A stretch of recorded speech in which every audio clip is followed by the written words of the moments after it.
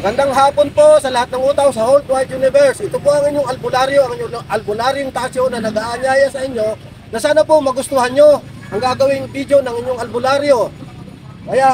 Pero hindi po tungkol sa kulibra, sa kulani, at sa kulugo ang bibigyan ng pansin ng inyong albularyo.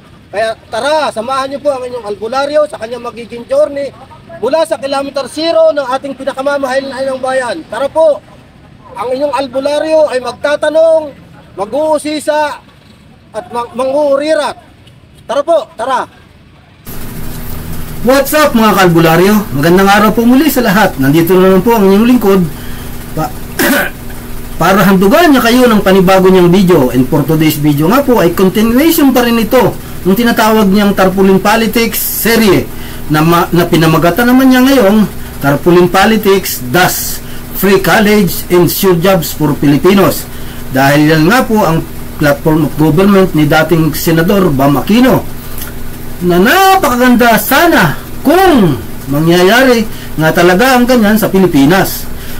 Napakaganda sanang pakinggan talaga kung tutusin, pero ang aktual na pagsakatuparan niyan ay parang napakahirap mangyari sa bansa natin dahil hindi nga prioridad ng gobyerno natin ang tungkol sa edukasyon.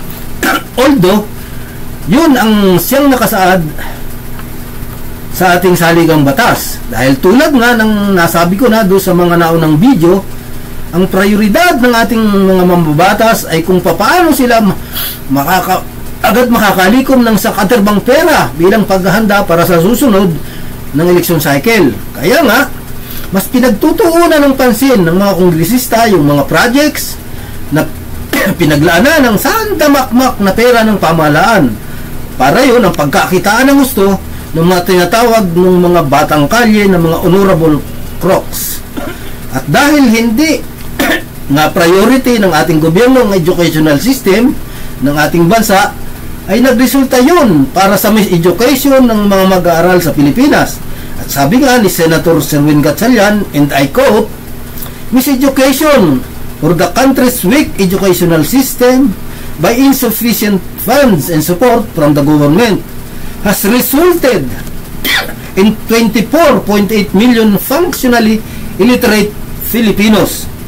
Kaya lubhang nakakalungkot talaga ang kinasapitan ng sistema ng edukasyon sa ating bansa.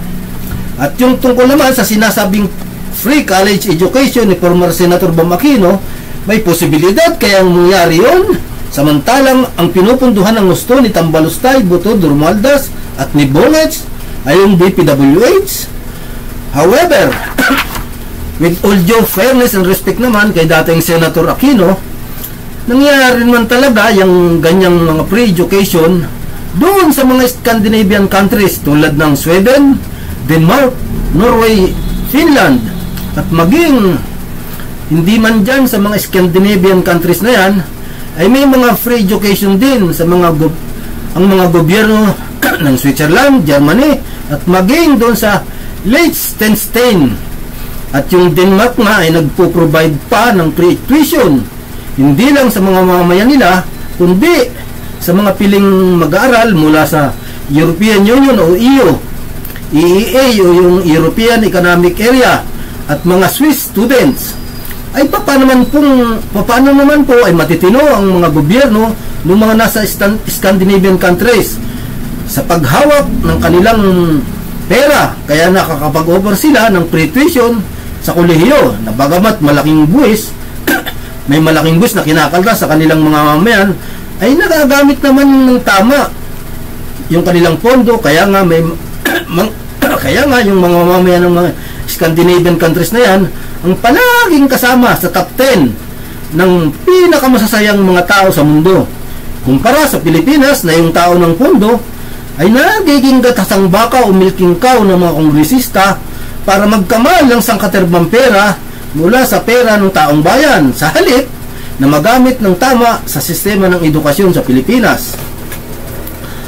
At tungkol naman po doon sa sinasabi ni dating Senador Bam Aquino na siguradong trabaho para sa mga Pilipino, ay bakit wala pa rin gaanong makitang maayos na oportunidad ng maraming mga Pilipino sa sarili nilang bansa? Kaya napipilitan pa rin mangalat ang milyon-milyong mga Pilipino sa iba't ibang lupalop ng mundo para may maisilid, mailaman lang sa kanilang sikmura yung mga mahal nila sa buhay na may iwan nila sa Pilipinas. At sa totoo lang naman po, yung airpass o yung tatay ni Bongits o President Bongbong Marcos Jr. ang naging promotor niyang labor export policy na yan dahil walang trabahong nalikha sa Pilipinas nung panahon ng diktatorya nung tatay ni Bongits, kumpara nung panahon ng Filipino First Economic Policy ni dating President C.P. Garcia na maraming nalikhang trabaho noon dahil nagsipag-usbungan ang mga industriya sa Pilipinas, kaya nakalikha ng mas maraming trabaho sa Pilipinas at naging dahilan pa nga ng lubhang pagkainggit ng mga kapitbansa natin sa Asia dahil sa mabilis na paglago ng ekonomiya sa Pilipinas na tinatawag nilang best economy in Asia next to Japan. At ito ang tanong ko kay dating Senator Bam Aquino, papaano makakalikha ng mas maraming trabaho para sa mga Pilipino kung hindi naman nakakapagpaunlad ng sariling mga industriya ang Pilipinas? Dahil isa ang bansa natin sa may pinakamahal na presyo ng kuryente dito sa Asia, na kung hindi pa nga nauso yung mga courier services business companies, yung mga motorcycle ride hailing apps, mas maraming walang trabaho sa Pilipinas o nganganga na lang sa hangin dahil walang napagkakakitaan ng mga Pilipino. At sino naman kasing mga siraulo o yung iba naman ay tinatawag nilang matitinong mga negosyante o mga ngalakal ang makakapag-isip na mamuhunan sa Pilipinas kung ang presyo ng kuryente sa bansang ito ay isa sa pinakamahal sa buong Asya. Hindi naman kasi pinatatakbo ng diesel engine yung mga makina sa mga pabrika, kundi mga makina yon na ginagamitan ng kuryente. Kaya ang resulta, mas pinipili ng mga foreign investors ang mamuhunan sila sa mga bansa tulad ng Malaysia, Vietnam, Thailand at Indonesia dahil mas dihamak na mas murang presyo ng kuryente sa mga bansa na yon. Kaya ang best option pa rin nga sa maraming Pilipino ay ang makipagsapalaran sa iba't ibang bansa sa mundo na although marami namang pinapalad sa pananatili nila sa iba't ibang mga bansa, hindi rin naman natin maitatanggi na marami din namang mga Pilipino ang nakatamo ng hindi magandang kapalaran sa iba't ibang mga bansa dahil yung iba nga ay napahamak din sa nagiging pakikipagsapala nila, lalo na yung mga bansa sa Middle East, lalo na doon sa mga bansa sa Middle East o gitnang silangan na yung mga Pilipinong mga kasambahay o mga domestic helpers ay nakatanggap ng walang awang pagmamalupit sa mga nagiging amo nila, na may kaso pa nga ng isang domestic helper na inilagay sa loob ng freezer matapos patayin ng kanyang amo para maitago lang yung naging krimen. Hello po, nandito na naman ang inyong albularyo at ito continuation pa rin nga po ito ng kanyang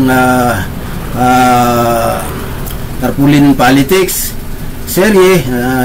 Katulad ng sinabi ko dun sa voice over ko, tinawag ko naman ito ngayon na yung tungkol sa sa platform of government ni former Senator Bam Aquino tungkol sa paglikha ng trabaho na agad-agad sa mga Pilipino. Pero mukhang hindi po ganun na nangyayari sa bansa natin dahil wala pa rin nagiging opsyon ng mga Pilipino kundi ang magpunta sa abroad, dahil bukod pa nga sa maliit ang sweldo dito sa bansa natin, maliit yung kinikita nila, ay kukunti nga po ang nai-offer o nalilikang trabaho ng ating gobyerno. Kasi nga naman po, paano makakalikha ng mas maraming trabaho sana sa mga Pilipino, napakamahal nga ng presyo ng kuryente natin. Ang presyo ng kuryente natin ay isa sa pinakamahal dito sa buong Asya. Kaya yun nga, tulad ng nasabi ko doon sa voice over ko, mas pinipili ng mga foreign investors na mamuhunan doon sa mga bansa na mas mura ang kuryente dahil siyempre malaking katipiran yun sa kanila para makapag-umpisa ng negosyo nila. At yun ang wala sa atin dito sa Pilipinas, yung makapag-provide tayo ng murang kuryente sa mga magiging mamumunan sana dito. Kaya sana dapat ay ginawa nga ng paraan ni Bongbong Marcos yung planta ng kuryente doon na nakatingga sa Bataan, dahil yun ang gustong gusto ko na naging project ng tatay niya. hindi ko nagustuhan yung mga beautification projects ng nanay niya, katulad ng mga iba-iba ng projects. Pero yung planta ng kuryente sa Bataan ay yun ang isa sa pinaka nagustuhan ko sana sa mga naging project ng dating tatay ni Bongbong. Kaso hindi man lang nabibigyan ng pansin. Paano tayo makakapag-offer ng murang kuryente sa mga mag-i-invest dito sa bansa natin kung hindi natin nasikaso yung energy programs ng bansa? Kasi napakalaking bagay po niyan po ng presyo ng kuryente sa mga mamumuhunan. Dahil kita nyo nangyari ngayon sa Germany, dahil sa umabot ang presyo ng kuryente sa bubong dahil doon sa pinutulan ng gas supply ni Putin yung bansa nila. Diba? May mga kumpanya sa Germany na well-established company na daang taon na ang existence, pero napilitan pa rin magsara dahil sa sobrang mahal ng presyo ng kuryente. At yun po sana ang ginagawa ng paraan ng mga magiging gobyerno pa sana natin dito sa Pilipinas, yung makapag-provide tayo ng murang kuryente sa mga gustong mamuhunan sa bansa natin, dahil napakahalaga po niyan. Kaya kung maaari, sana'y magawa na ng paraan. Kaya lang, paano nga magagawa ng paraan yan kung ang pera ng gobyerno natin ay masinuunang mapapunta doon sa mga ayuda na ginawa lang naman dahil gusto nilang maano yung boto ng mga tao na dahil sa paparating na eleksyon, paano ba namang bansa natin ito? Kaya sana ay inuuna yung mga ganong project. Kaso lang, ganito nga, lubog tayo sa utang ng trilyon-trilyon piso, ang laki-laki. Pero wala namang nakikita na ipinapagawa ang gobyerno ng mga mahalagang mga infrastructure projects. Di tulad ng panahon ni Digong na kahit paano inabot ng pandemya, napilitan siyang umutang ng mahigit $5 billion sa mga bangko sa ibang bansa, pero kahit paano may nakitang nagawa yung mga infrastructure projects yung gobyerno ni former President Duterte. Kaya hindi mo may tatanggi na kaya nagustuhan siya ng mga tao dahil nakita talagang may nagawa sa bansa. Hindi katulad ng nangyayari ngayon na ang pera ay dinadala sa walang kabuluhang mga ayuda na dahil ang gusto nilang ma-influensyahan yung pagboto ng mga Pilipino. Paano ba naman gagawin natin sa bansa natin kapag ganyan? Kaya talagang nakakapahina kung tutusin. Kaya lang, sila ang may kupo ng power of the force, kung baga. Ito po, malapit na namang matapos ang video ng inyong Albularyong Tasyo. Sana po mag-like kayo, mag-subscribe at mag-comment kayo doon sa kanyang YouTube channel na ATTV, Albularyong Tasyo TV. At marami pa pong gagawin video ang inyong Albularyong Tasyo na sana po ay magustuhan ninyo. Ito naman pwedeng mapanood kahit ang mga bata, kaya lang mali yata yung setting na nagawa ko, kaya nawala yung pwedeng i-comment. Pero ayusin ko po yun matapos lang itong eleksyon. Ayusin ko po ng maayos yung YouTube channel ng inyong Albularyo para makarating ang mensaheng sinasabi nito para sa mas maraming Pilipino. Sana ay maintindihan nila ang gustong sabihin ng inyong Albularyo. At kaya na ko naman po ito ginagawa para na rin sa kapakanan ng ating pinakamamahal na inang bayan. Gusto ko mapabuti ang bansa natin dahil kasi ang kinabukasan ng mga susunod ng mga henerasyon, mga kapwa-apuhan natin ang nakataya dito. Kaya sana po ayusin talaga natin itong bansa natin. Ayusin po natin ang pagpili natin sa mga kandidato na ipinaan dyan ng nakakalat ang mukha sa tarpulin. Sana po mag-isip na tayo, hindi porke sikat o kinakantakantahan tayo sa entablado, sinasayaw-sayawan na yun ang ibubuto natin, porke sikat, mga artista at kilalang kilala, yun na lang sila lang ba ang pupwedeng mapunta sa Senado? Ay sana naman po pag-isipan na natin ng maayos yung ganyang sistema ng pagpili natin sa magdadala sa bansa natin, kasi talagang pag hindi natin nais ng bansa natin, kawawa rin yung mga Pilipino mga susunod pag hindi natin nais itong bansa natin. Kailangan po talagang gawa natin ng paraan na itong bansa natin ay mapaayos, kasi naiiwan na talaga tayo ng Vietnam.